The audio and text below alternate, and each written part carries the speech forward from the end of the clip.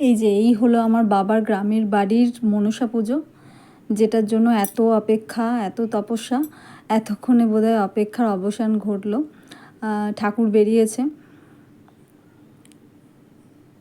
এই যে প্রত্যেক বছর এই দিনে মনসা পুজো হয়। দেখুন আমার বাবার ধুনো দেখাচ্ছে।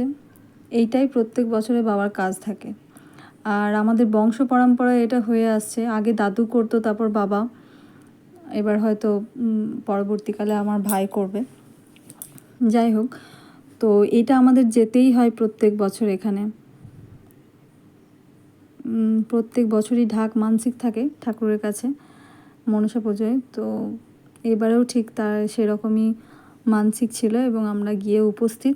আমাদের যাওয়ার কথা ছিল না, কিন্তু ওই যে বললাম, আদি যেন তেন প্রকারেণ প্রত্যেকবার হয়ে থেকেই ও মনসা পুজোয় ঠিক মানে চলে যায় যেমন করেই হোক। এইবারে তো কোনোভাবেই যাওয়ার মানে আমাদের ঠিক ছিল না, কিন্তু শেষমেশ দেখুন আদি আর আমি গিয়ে কিন্তু হাজির। যাই হোক, বেশ ভালোই লাগলো।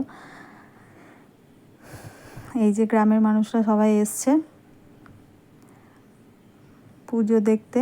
এটা পুরোটাই গ্রাম ঘোরা হয়, তারপরে আবার যেখানে ঠাকুর মন্দির ওখানে আবার গিয়ে রেখে দেওয়া হয়।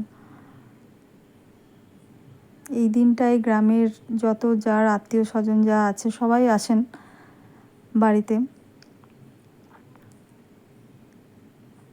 এই যে দেখুন এটা একটা মন্দির মা কালীর।